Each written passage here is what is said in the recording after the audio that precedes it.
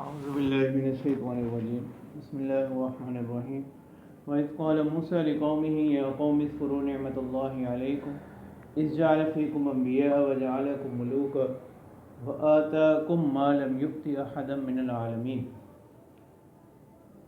اب یہاں سے جو بنی اسرائیل پر اللہ تعالیٰ کے انعامات ہوں ان کو ذکر فرما رہے، اور آگے آیات آ رہی ہیں اس حوالے سے کہ اللہ تبارک و تعالیٰ نے بنی اسرائیل کو جب نجات دی فرعونیوں سے، تو اب یہ لوگ مصر میں ہی آباد ہو گئے۔ تو اب اس سے پہلے انبیاء کا مسکن جو ہے نا وہ ملک شام فلسطین یہ علاقے رہے تھے۔ تو بنی اسرائیل کو حکم ہوا جہاد کا، کیونکہ اب اللہ تبارک و تعالیٰ نے وعدہ کیا تھا کہ ہم ملک شام آپ کو اس کا وارث بنائیں گے، البتہ جہاد کے طریقے سے۔ ٹھیک ہے، اب وہاں جو قوم آباد تھی، بعض روایات میں ہے کہ حضرت موسیٰ علیہ السلام نے پہلے جو ہے نا وہاں کی خبر گیری کے لیے ایک وفد بھیجا، تو انہوں نے آ کر خبر دی کہ وہاں عمالقہ قوم کے لوگ آباد، اور وہ بہت طاقتور لوگ۔ تو حضرت موسیٰ علیہ السلام نے ان سے کہا کہ اس قوم کا حال تو ذکر کر دینا، لیکن یہ بات نہ بتا دیں۔ لیکن وہ لوگوں نے یہ بات بھی بتا دی۔ اب یہ قوم عاد و سمود کے باقیات تھیں، قوم عمالقہ، ٹھیک ہے، اور یہ اپنے جسامت کے لحاظ سے، قد و قامت کے لحاظ سے اور بہت طاقتور قوم سمجھی جاتی، مادی وسائل کے اعتبار سے بھی۔ اب بنی اسرائیل نے کہا کہ ہم تو کمزور لوگ ہیں، ہم ان سے جہاد نہیں کریں گے، اور نہ ہی ہم اس بستی میں، اس جگہ میں داخل ہوں گے یہاں تک کہ وہ خود وہاں سے نہ نکل جائیں۔ اور زیادہ سے زیادہ یہ کہ انہوں نے حضرت موسیٰ علیہ السلام سے کہا کہ آپ جانیں اور آپ کو پروردگار جانیں، ہم تو ان لوگوں سے قتال نہیں کریں گے۔ تو اب ان کی اسی بدعہدی کا ذکر کیا جا رہا ہے، یعنی گزشتہ آیات میں ان کا یہ قول بھی تھا کہ وہ کہتے تھے کہ ہم اللہ تعالیٰ کے بیٹے ہیں اور اللہ تعالیٰ کے پسندیدہ لوگ، اور اللہ تعالیٰ کے احکامات کے ساتھ ان کا حال یہ۔ ٹھیک ہے، اب ان میں سے سوائے چند لوگوں کے وہ تمام لوگ یعنی جہاد سے منکر ہو۔ تو ان آیات میں اسی قصے کو ذکر کیا جا رہا ہے۔ اللہ تعالیٰ فرما رہے ہیں وَإِذْ قَالَ مُوسَىٰ لِقَوْمِهِ يَا قَوْمِ اذْكُرُوا نِعْمَتَ اللَّهِ عَلَيْكُمْ، جب کہا موسیٰ علیہ السلام نے اپنی قوم سے کہ اے میری قوم اذکروا نعمت اللہ علیکم، کہ یاد کرو اللہ کی نعمت کو تم پر، اذ جعل فیکم انبیاء، کہ جب اللہ تعالیٰ نے بنائے آپ کی جماعت میں سے انبیاء، وجعلکم ملوکا، اور آپ کو سلطنت بادشاہ بنائے، سلطنتیں عطا کی، وآتاکم ما لم یؤت احدا من العالمین، اور آپ کو وہ نعمتیں دیں اس دور کے اعتبار سے لم یؤت احدا من العالمین، جو جہانوں میں پہلے کسی کو نہیں دی گئی۔ یا قوم ادخلوا الارض المقدسۃ التی کتب اللہ لکم، اے میری قوم داخل ہو جاؤ اس مقدس سرزمین میں۔ مقدس سرزمین کی تفسیر میں مختلف روایات ہیں کہ شام، فلسطین، کتب اللہ لکم التی کتب، یعنی جو اللہ تعالیٰ نے آپ کے واسطے مقرر کر دی، یعنی اللہ تعالیٰ نے یہ طے کر دیا ہے کہ آپ کو وہ سرزمین حاصل ہوگی۔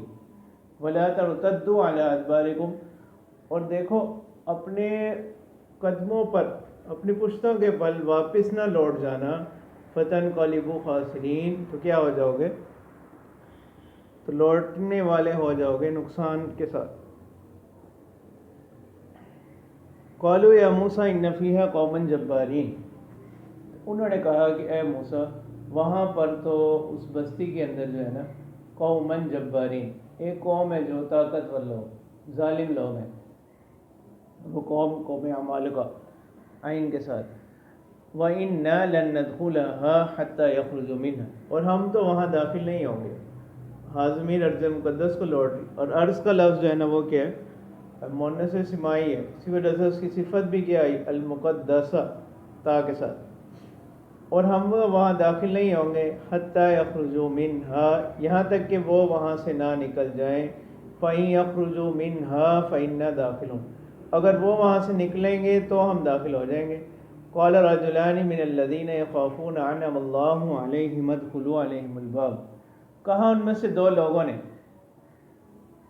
ٹھیک ہے، اب جو ان میں سے دو لوگ تھے انہوں نے کہا الذین یخافون انعم اللہ، ڈرنے والوں میں سے اور اللہ تعالیٰ نے ان پر انعام کیا، انعم اللہ علیہما، اللہ تعالیٰ نے ان دونوں پر انعام کیا، ادخلوا علیہم الباب، یعنی انہوں نے اپنی قوم سے کہا کہ ان پر داخل ہو جاؤ، یعنی بزدلی کا مظاہرہ نہ کرو، جب اللہ تعالیٰ کا حکم ہے اور اللہ تعالیٰ اس شہر کا فاتح تمہیں ہی بنانا ہے تو جہاد سے پیچھے نہ ہٹو، ٹھیک ہے۔ اب یہ دو لوگ کون ہیں؟ تو ان کے نام جو ہے نا روایات میں یوشع بن نون، یعنی حضرت موسیٰ علیہ السلام کی امت کے دو لوگ ہیں، ایک تو یوشع بن نون اور دوسرے کالب، یہ باریک کاف کے ساتھ۔ فَإِذَا دَخَلْتُمُوهُ فَإِنَّكُمْ غَالِبُونَ، اور جب آپ داخل ہو جاؤ گے تو آپ ہی غالب ہو گے۔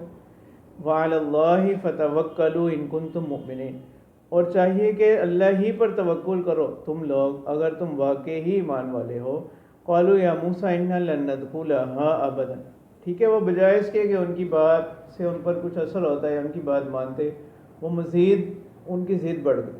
انہوں نے کہا کہ اے موسیٰ اِنَّا لَن نَدْخُلَهَا أَبَدًا مَا دَامُوا فِيهَا، ہم ہرگز اس جگہ داخل نہ ہوں گے جب تک یہ لوگ وہاں پر موجود ہیں۔ فَاذْهَبْ أَنْتَ وَرَبُّكَ فَقَاتِلَا إِنَّا هَاهُنَا قَاعِدُونَ، تو اگر زیادہ ہی بات ہے تو آپ اور آپ کا پروردگار جائیں اور فقاتلا، آپ دونوں کیا کر لیں، قتال کر لیں، اِنَّا هَاهُنَا قَاعِدُونَ، ہم تو یہیں بیٹھے ہیں، ٹھیک ہے۔ اب فَاذْهَبْ أَنْتَ وَرَبُّكَ، وَرَبُّكَ کا عطف کس پر ہے؟ فَاذْهَبْ کی ضمیر متصل پر، ٹھیک ہے، اور اس میں ظاہر کا عطف جب ضمیر متصل پر کیا جائے اس کی تاکید لاتے ہیں کس کے ساتھ؟ منفصل کے ساتھ۔ تو یہ انت جو ہے نا یہ کیا ہے؟ فَاذْهَبْ کی جو ضمیر فاعل ہے اس کی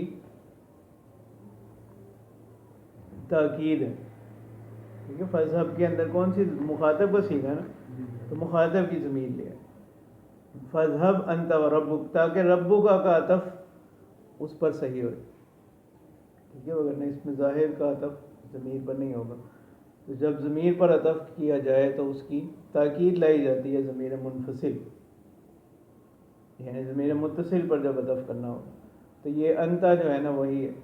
فَاذْهَبْ أَنْتَ وَرَبُّكَ فَقَاتِلَا، یعنی جائیے آپ اور آپ کے پروردگار، آپ قتال کریں، ہم تو یہیں بیٹھے ہیں۔ قَالَ رَبِّ إِنِّي لَا أَمْلِكُ إِلَّا نَفْسِي وَأَخِي، تو موسیٰ علیہ السلام نے کہا اے پروردگار کہ میں تو مالک نہیں ہوں مگر اپنے ہی نفس کا اور اپنے بھائی ہارون کا، ٹھیک ہے۔ اور وہ جو امت میں سے وہ جو دو لوگ تھے، صراحتاً تو ان کا ذکر نہیں کیا لیکن ضمناً وہ بھی شامل ہو، واقعی اور اپنے بھائی کا، فَافْرُقْ بَيْنَنَا وَبَيْنَ الْقَوْمِ الْفَاسِقِينَ، تو آپ جدائی ڈال دیجئے ہمارے درمیان، فیصلہ کر دیں اور فاسق قوم کے درمیان۔ قَالَ فَإِنَّهَا مُحَرَّمَةٌ عَلَيْهِمْ 40 سَنَةً، ٹھیک ہے۔ فیصلہ اللہ تعالیٰ کی طرف سے کیا آیا؟ اللہ تعالیٰ نے فرمایا کہ اب یہ سرزمین جس کو ہم نے ان کے نام لکھ دیا تھا، اب یہ حرام قرار دے دی گئی ان پر 40 سال، ٹھیک ہے، 40 سال تک یہ وہیں پھرتے رہے۔ تو وہ لوگ جنہوں نے نافرمانی کی ان کے لیے تو یہ 40 سال ایک مصیبت اور تکلیف کی طرح گزرے، ٹھیک ہے۔ باقی وہ لوگ جنہوں نے اللہ تعالیٰ کی اس حکم پر نافرمانی کا اظہار نہیں کیا تھے تو وہ بھی ساتھ ہی، لیکن ان کے حق میں یہ جو 40 سال تھے کس کا، یعنی بلندی درجات کا سبب بنے، صبر کی وجہ سے اور وجہوں سے، ٹھیک ہے۔ حضرت موسیٰ علیہ السلام، حضرت ہارون علیہ السلام اور یہ جو دو لوگ، ان کے حق میں یہ 40 سال جو ہے نا ایک رحمت بن گئی۔ تو اللہ تعالیٰ تو اب یہ 40 سال جو ہے نا یہ مسلسل پھرتے رہتے، اب یہ اگلے دن دیکھتے تو یہ وہیں ہوتے، تو اسی طرح یہ پھرتے رہے، یتیہون فی الارض، یہی معنی کہ یہ کیا ہے، یعنی در بدر پھرتے رہیں گے زمین۔ فلا تأس علی القوم الفاسقین، افسوس مت کریں نافرمان قوم پر۔ واتل علیہم نبأ ابنی آدم بالحق، اذ قربا قربانا فتقبل من احدهما ولم يتقبل من الاخر. ٹھیک ہے، اب یہ آیت، یہ جو آگے آیات آ رہی ہیں ان میں قصہ ذکر کیا جا رہا ہے، اور وہ قصہ تو ویسے عام ہے، لیکن وہ ایک تو حضرت موسیٰ علیہ السلام کی قوم کا جواب ہے اس حوالے سے، اور دوسرا یہ کہ اس میں عام یعنی جو اب کے لوگ مخاطب ہیں قرآن کی، ان کے لیے بہت زیادہ نصیحت ہے اس حوالے سے. ٹھیک ہے، وہ کیا ہے؟ اب اس قصے کا خلاصہ یہ ہے کہ بنی اسرائیل کہتے تھے کہ ہم کیا ہیں، اللہ تعالیٰ کے بیٹے ہیں اور اللہ تعالیٰ کے پسندیدہ لوگ. تو اب اللہ تعالیٰ نے یہاں قصہ ذکر کیا کہ ان کا آدم علیہ السلام کے بیٹوں، اور وہ بیٹے بھی کیسے ہیں، ان کے صلبی بیٹے، نسبی بیٹے. تو اللہ تعالیٰ نے فرمایا، اب وہ قصہ ذکر کرنے کا مقصد یہ ہے کہ اللہ تعالیٰ کے نزدیک مقرب وہ ہوگا جو اطاعت گزار ہو. ٹھیک ہے، باوجود یہ کہ حضرت آدم علیہ السلام کے بیٹے تھے، لیکن ایک بیٹے نے جب گناہ کیا تو اس کو سزا ملی. تو اب یہ بنی اسرائیل کے اسی دعوے کی تردید کی جا رہی ہے کہ دعویٰ تو ان کا یہ ہے کہ وہ کیا ہیں، اللہ تعالیٰ کی فرمانبرداری کرنے والے، اللہ تعالیٰ کے محبوب اور پسندیدہ لوگ ہیں، لیکن عمل ان کا اس کے مطابق نہیں. تو اللہ تعالیٰ نے یہاں یہ قصہ بھی اسی مناسبت سے ذکر کیا گیا کہ اللہ تعالیٰ فرماتے ہیں وَاتْلُ عَلَيْهِمْ نَبَأَ ابْنَيْ آدَمَ بِالْحَقِّ، تلاوت کیجیے ان کے سامنے آدم علیہ السلام کے دو بیٹوں کا قصہ، بالحق کی برحق، اذ قربا قربانا فتقبل من احدهما ولم يتقبل من الاخر، کہ جب انہوں نے اذ قربا قربانا، جب ایک نظر پیش کی، یعنی اللہ کی راہ میں صدقہ پیش کیا، نظر پیش کی، فتقبل من احدهما، کہ اب جو انہوں نے عبادت کی تھی، نظر کی، ایک کی طرف سے تو قبول کر لی گئی، ولم يتقبل من الاخر، اور دوسرے کی طرف سے قبول نہ ہوئی. اس کے نتیجے میں قال لأقتلنک، تو وہ بیٹا جس کی نظر قبول نہیں ہوئی تھی اس نے کہا کہ میں کیا کروں گا، لأقتلنک. دوسرے سے کہا کہ میں آپ کو ضرور کیا کر دوں گا، قتل کر دوں گا. قال انما يتقبل اللہ من المتقین، کہ بے شک اللہ تبارک و تعالی جو نیک عمل قبول کرتے ہیں وہ کن لوگوں کی طرف سے کرتے ہیں، من المتقین، پرہیزگاروں کی طرف سے، یعنی ان کا نیک عمل، ان کی ہوئی نظر اللہ تعالیٰ کیا کرتے ہیں، قبول کرتے ہیں. ٹھیک ہے، ابھی ان دو بیٹوں کا قصہ کیا ہے جو ان آیات کے پس منظر میں ہے، وہ یہ کہ حضرت آدم علیہ السلام کے دو بیٹے تھے، ایک تو حابیل اور دوسرا قابیل، یہ موٹے قاف کے ساتھ. ٹھیک ہے، اب ابتداً جب نسل انسانی کا آغاز ہوا وہ کیسے، وہ اس طرح کہ حضرت حوا علیہ السلام کے ہاں ایک حمل سے جو ہے نا دو بچے پیدا ہوتے تھے، ایک لڑکا اور ایک لڑکی. اسی طرح پھر اگلے حمل سے بھی دو بچے پیدا ہوتے، ایک لڑکا اور ایک لڑکی. اور یہ دونوں جو ایک حمل سے پیدا ہونے والے بچے ہوتے ہیں نا، یہ دونوں بہن بھائی کہلاتے، یعنی یہ دونوں حقیقی بہن بھائی ہوتے تھے. تو اب صورت مسئلہ یہاں یہ بنی کہ دو بیٹے ہو گئے، حابیل اور قابیل، اور ان کے ساتھ دو بہنیں ہو، دونوں کے ساتھ ایک. اب جو بیٹی پیدا ہوئی قابیل کے ساتھ، جو بہن تھی، اس کا نکاح ہونا تھا کس کے ساتھ، حابیل کے ساتھ، اور جو حابیل کے ساتھ بہن تھی اس کا نکاح کس کے ساتھ ہونا تھا، قابیل کے ساتھ. ٹھیک ہے، اب قابیل نے اس بات پر اصرار کیا کہ جو لڑکی اس کے ساتھ پیدا ہوئی اسی حمل سے، وہ اسی کے ساتھ کیا کرے، نکاح کرے. ٹھیک ہے، اس پر یہ صورت رکھی گئی کہ دونوں اللہ تعالیٰ کی راہ میں ایک نظر پیش کریں. ٹھیک ہے، گو کہ اصلاً یہ جائز نہیں تھا، لیکن حضرت آدم علیہ السلام نے ان کو اللہ تعالیٰ کا حکم سنایا کہ اللہ تعالیٰ فیصلے کی صورت یہ ہوگی کہ اللہ تعالیٰ کی راہ میں ایک نظر پیش کریں. تو اب جو حابیل تھا وہ بکریاں چراتا تھا. ٹھیک ہے، اس نے اللہ تعالیٰ کی راہ میں ایک عمدہ جانور پیش کیا، اور جو قابیل تھا ایک کھیتی باڑی کا کام کرتا تھا، تو اس نے کچھ ناقص قسم کا جو غلہ تھا وہ لیا اور اس کو اللہ تعالیٰ کی راہ میں پیش کر دیا.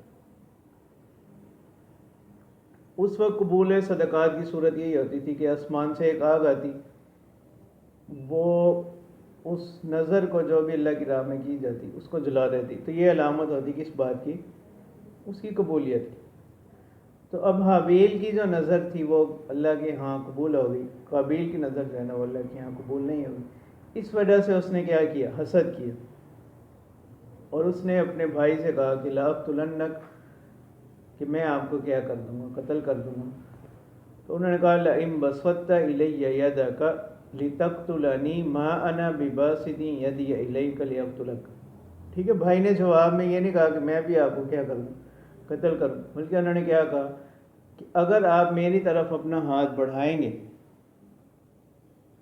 تو لتقتلنی، تاکہ آپ مجھے قتل کریں، ما انا بباسط یدی الیک لیقتلک، تو میں آپ کی طرف اپنے ہاتھ کو نہیں بڑھاؤں گا کہ میں بھی آپ کو کیا کر دوں؟ قتل کر دوں۔ گو کہ مظلوم کو اس کی اجازت، لیکن انہیں یہ کیا ہے، ایک مسلمان یعنی ایک بھائی کا دوسرے بھائی سے کے حوالے سے وہاں اخلاقی کریمانہ یہی، ٹھیک ہے، کہ انہوں نے کہا کہ اگر آپ میرے ساتھ ظلم کریں گے تو میں آپ کے ساتھ ظلم نہیں کروں گا، انی اخاف اللہ رب العالمین، بے شک میں ڈرتا ہوں اللہ تبارک و تعالیٰ سے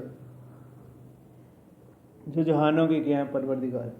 ٹھیک ہے، اسی وجہ سے اسی بنا پر حضرت عثمان رضی اللہ تعالیٰ عنہ باغیوں سے اولاً قتال سے منع کرتے تھے۔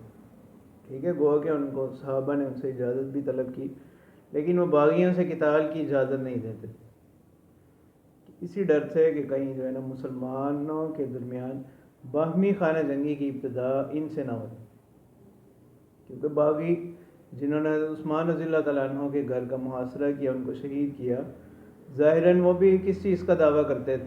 مسلمان ہونے، اسی بنا پر وہ بھی ان کے ساتھ تعرض سے منع کرتے تھے۔ تو اب یہ حابیل کی بات ہوگی نا، حابیل نے کہا انی ارید ان تبوء باسمی و اسمک فتکون من اصحاب النار، کہ بے شک میں چاہتا ہوں ان تبوء باسمی و اسمک۔ اب اس کی دو تفسیریں، ایک تفسیر تو ہے حذف مضاف کے ساتھ اور ایک تفسیر اس کے بغیر۔ اچھا، ایک تفسیر تو یہ ہے، انہوں نے کہا کہ پہلے اس کا ترجمہ دیکھ لیں کہ بے شک میں چاہتا ہوں کہ ان تبوء باسمی و اسمک، آپ بوجھ اٹھائیں میرے گناہ کا اور اپنے گناہ کا، فتکون من اصحاب النار، اور آپ ہو جائیں اہل دوزخ میں سے، وذالک جزاء الظالمین، اور یہی بدلہ ہے ظلم کرنے والوں کا۔ ٹھیک ہے، اب ایک تفسیر تو اس کی ہے کہ حابیل نے کہا کہ اگر آپ مجھے قتل کریں گے تو اپنے گناہوں کے ساتھ ساتھ میرے گناہوں کا بوجھ بھی کس کے ساتھ آ جائے گا؟ آپ کے ساتھ آ جائے گا۔ ٹھیک ہے، اور یہ بعض حدیث سے بھی یہ بات ثابت ہے کہ جس کو ظلماً قتل کیا جائے، جو مقتول ہوگا، تو مقتول کے گناہ کس کے، جو قاتل ہوگا، جو ظالم ہوگا، اس کے نامہ اعمال میں ڈال دیے جائیں۔ ایک تفسیر تو اس آیت کی بھی ہے کہ قیامت کے دن آپ اللہ تعالیٰ کی بارگاہ میں اس حال میں پیش ہوں گے کہ آپ بوجھ اٹھائے ہوں گے میرے گناہوں کا بھی اور اپنے گناہوں کا۔ اور دوسری تفسیر اس کی یہ ہے، حذف مضاف کے ساتھ، کہ یہاں مضاف معذوف ہے، کہ انی ارید ان تبوء باسم قتلی، ٹھیک ہے، مضاف لے معذوف،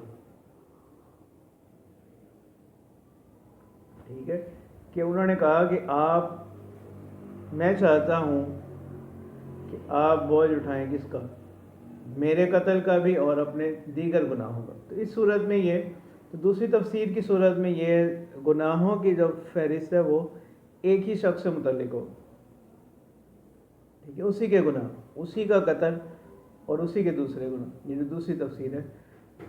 دوسری تفسیر کا حاصل کیا ہے کہ بے شک میں چاہتا ہوں کہ آپ بوجھ اٹھائیں میرے قتل کے گناہ کا بھی و اسمی کا، اور اپنے دیگر گناہوں کا۔ اور پہلی صورت میں پہلی تفسیر کیا تھی کہ اپنے گناہوں کے ساتھ ساتھ بھی اسمی، میرے گناہوں کا بھی۔ تو یہ فرق ہے دونوں تفسیروں۔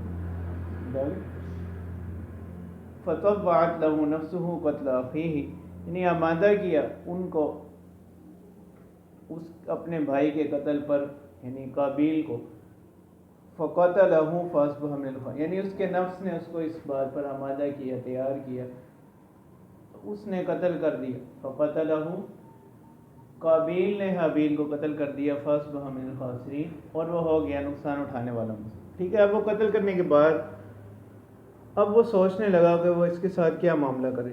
فبعث اللہ غرابا یبحث فی الارض، تو اللہ تعالیٰ نے ایک کوا بھیجا کہ وہ زمین میں کیا کرید رہا تھا، زمین کو کھود رہا تھا، لیریہ کیف یواری سوءۃ اخیہ، تو اس نے دیکھا کہ ایک کوا ہے وہ دوسرے کوے کو دفن کرنے کے لیے زمین کھود ہے، تو اس کو بھی سمجھ آئی کہ وہ بھی اپنے بھائی کے ساتھ ایسے ہی کر دے، لیریہ تاکہ اللہ تعالیٰ اس کو دکھلائیں کیف یواری سوءۃ اخیہ، کہ کیسے وہ چھپائے اپنے بھائی کی اس میت کو۔